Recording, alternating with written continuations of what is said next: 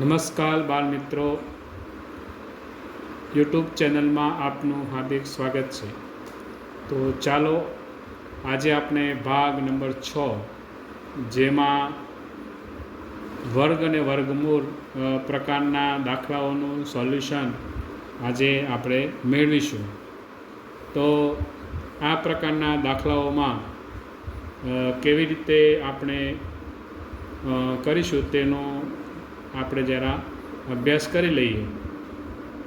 તો વર્ગ અને વર્ગમૂળ, સૌપ્રથમ આપણે આ દાખલા ગણવા માટે 1 થી 30 અંક સુધીના વર્ગ જે છે તે આપણે કંઠસ્થ કરવા પડશે.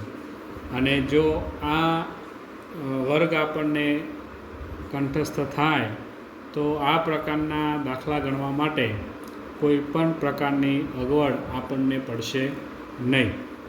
તો અહીંયા તમારી સામે 1 થી 30 અંક સુધીના વર્ગ જે અહીંયા આપેલા છે, તેવી જ રીતે એનો એક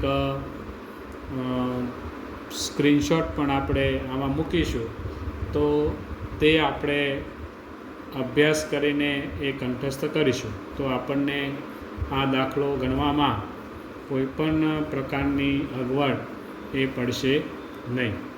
તો ચાલો સૌ પ્રથમ આપણે જોઈએ કે આની અંદર પૂર્ણ વર્ગ સંખ્યા કોને કહેવાય તેનો આપણે જરા અભ્યાસ કરી લઈએ. તો પૂર્ણ વર્ગ સંખ્યા એ એવી સંખ્યા કે જો આપેલી સંખ્યા જો કોઈ પૂર્ણાંકનો વર્ગ હોય તો તે આપેલી સંખ્યાને પૂર્ણ વર્ગ સંખ્યા કહે છે.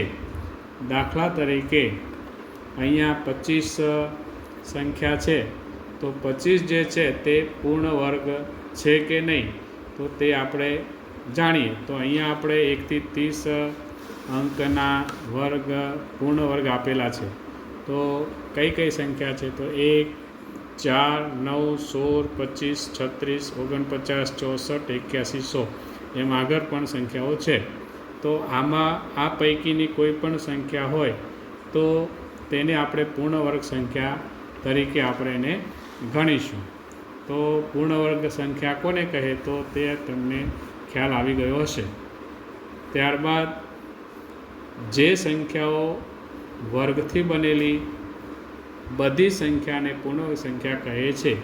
જેમ કે 1, 4, 9, 16, 25, 36, 49, 64, 81, 100 અને આગળ પણ, એટલે કે 1 થી 30 સુધીની સંખ્યા તો આપણે આમાં આવે છે. બીજી વાત, વર્ગમૂળ. તો જે સંખ્યાના વર્ગથી પૂર્ણ વર્ગ સંખ્યા બની છે તે સંખ્યાને આપેલ સંખ્યાનું વર્ગમૂળ કહે છે. દાખલા તરીકે અહીંયા 3નો વર્ગ 9 છે, તો 9નું વર્ગમૂળ 3 થાય. એટલે કે અહીંયા જે સંખ્યા આપેલી છે તો એ જોઈએ આપણે. તો આ 9 જે છે એ 9 જે છે એનું વર્ગમૂળ કેટલું થાય તો કે 3. તો આ વર્ગમૂળ કહેવાય, આને વર્ગ કહેવાય. તો આને વર્ગ અને વર્ગમૂળની જે પૂર્ણ વર્ગ અને વર્ગમૂળની વાત થઈ, તો એને સંકેતમાં આપણે કેવી રીતે લખીએ છીએ તો કે એને સંકેતમાં આવી રીતે લખીએ છીએ. તો આટલું સમજ્યા પછી ચાલો આપણે પ્રેક્ટિસ શરૂ કરીએ. પ્રેક્ટિસમાં 1.6 આમ ભાગ નંબર 6 એનો આપણે પહેલો દાખલો જોઈશું. દાખલો નંબર 1 જેની અંદર રકમ છે 1, 4, 9, 16, 25 અને 36.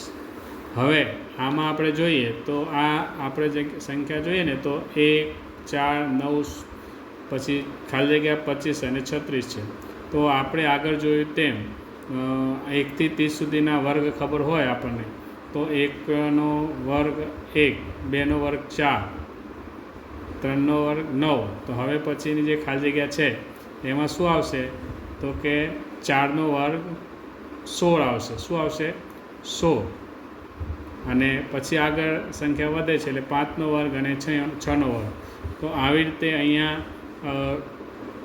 જે એનો નિયમ જે છે તેમાં પ્રાકૃતિક સંખ્યાનો વર્ગ એ આમાં લાગુ પડે છે. ત્યારબાદ દાખલો નંબર 2, જેની અંદર રકમ છે 144, 121, ખાલી જગ્યા 81, 64 અને 49. હવે આની અંદર પણ આપણે જોઈએ તો 144 છે તે કેવી સંખ્યા છે? તો આપણે આગળ જોયું તેમ તે પૂર્ણવર્ગ સંખ્યા છે, તો એનો વર્ગ કયો થાય? તો કે 12નો વર્ગ કરીએ તો 144.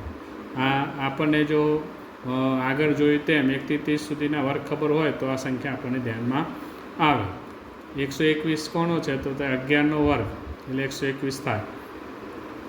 તેવી જ રીતે ખાલી જગ્યા છે પછી 81 છે, તો 9 એ 9 81, 9નો વર્ગ એટલે 81.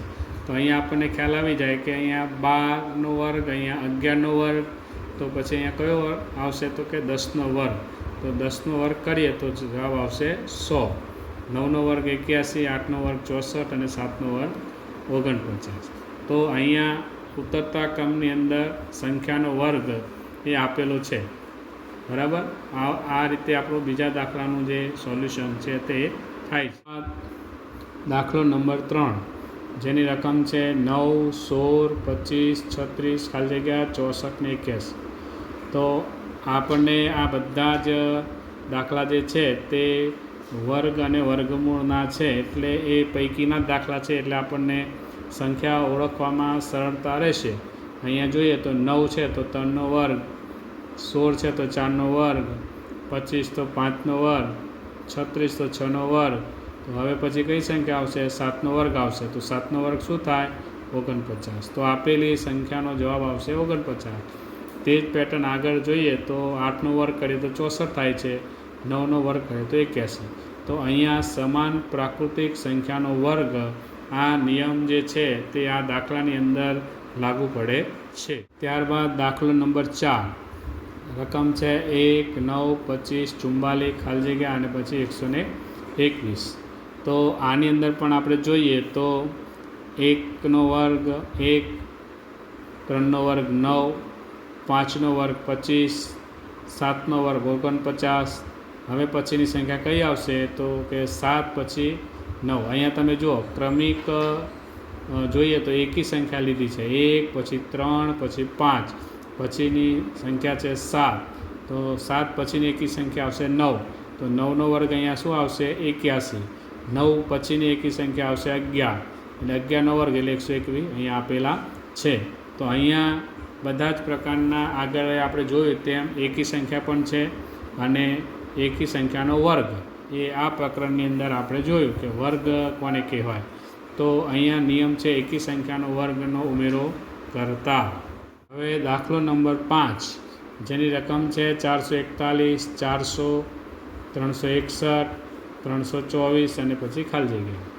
હવે બાળ મિત્રો આપણે જોઈએ તો અહીંયા 30 સુધીનું વર્ગમૂળ આપણને ખ્યાલ છે, અને જો યાદ ન હોય તો આપણે અહીંયાથી પણ લઈ શકીએ, પણ આપણે જોઈએ તો અહીંયા 21નો વર્ગ કરશો તો આપણને 441 મળશે.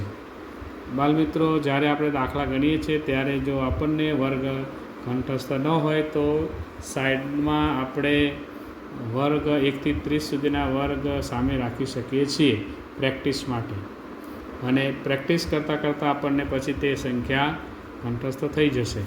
એટલે અહીંયા 21નો વર્ગ 141, 20નો વર્ગ 400, 19નો વર્ગ 361, 18નો વર્ગ 324.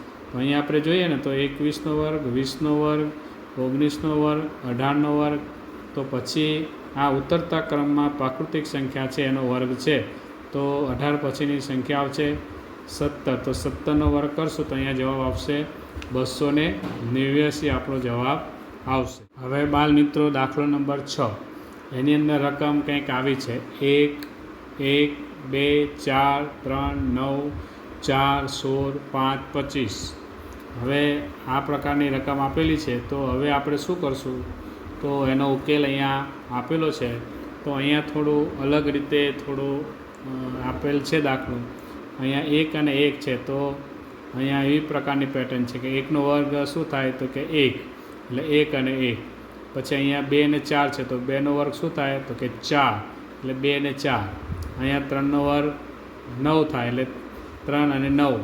એ રીતે આગળ આપણે જોઈએ તો 4નો વર્ગ 16 એટલે અહીંયા આપ્યા છે 4 અને 16. અહીંયા 5નો વર્ગ 25 એટલે 5 અને 25. તો હવે પછી કઈ સંખ્યા આવશે? સરસ. તો અહીંયા જો 1 2 3 4 5 છે તો ક્રમશઃ આપણે પ્રાકૃતિક સંખ્યા જે છે તે એનો વર્ગ અહીંયા લેવામાં આવ્યો છે. તો 6નો વર્ગ 36. તો આપણો જવાબ આવશે 36. અને અહીંયા આવશે પછીની સંખ્યા એટલે 6 અને 36. આપણો જવાબ શું આવશે? 6 અને 36 આપણો જવાબ આવશે. તો આપણે એ રીતે આપણે એનો જવાબનો ઉકેલ એ આપણે મેળવશું. અને ત્યાર પછી આપણે તો બાળમિત્રો આજે આપણે ટાઈપ 6 વર્ગ અને વર્ગમૂળ પ્રકારના દાખલાઓનું સોલ્યુશન આજે આપણે મેળવ્યું. આશા છે કે તમે આનો અભ્યાસ નિયમિત રીતે કરતા હશો. જો નહીં કરતા હશો તો તે નિયમિત અભ્યાસ કરવાનું ચાલુ રાખજો. ચેનલને સબસ્ક્રાઈબ કરજો, લાઈક કરજો અને નિયમિત રીતે જોતા રહેજો. હવે પછી આપણે મળીશું ભાગ નંબર 7 ઘન અને ઘનમૂળ પ્રકારના દાખલાઓનું સોલ્યુશન મેળવવા માટે. નમસ્કાર બાળમિત્રો, યુટ્યુબ ચેનલમાં આપનું હાર્દિક સ્વાગત છે. આજે આપના માટે લઈને આવ્યા છીએ ટાઈપ 6 વર્ગ અને વર્ગમૂળ તે પ્રકારના દાખલાઓનું સોલ્યુશન આજે આપણે મેળવવાના છીએ. તો આગળ આપણે શીખ્યા તેવી રીતે સરવાળા, બાદબાકી, ગુણાકાર, ભાગાકાર અને મિશ્ર શ્રેણીના દાખલાઓ આપણે સમજ્યા હતા. આજે આપણે વર્ગ અને વર્ગમૂળ અને તે પ્રકારના દાખલાઓનું સોલ્યુશન આપણે મેળવવાના છીએ.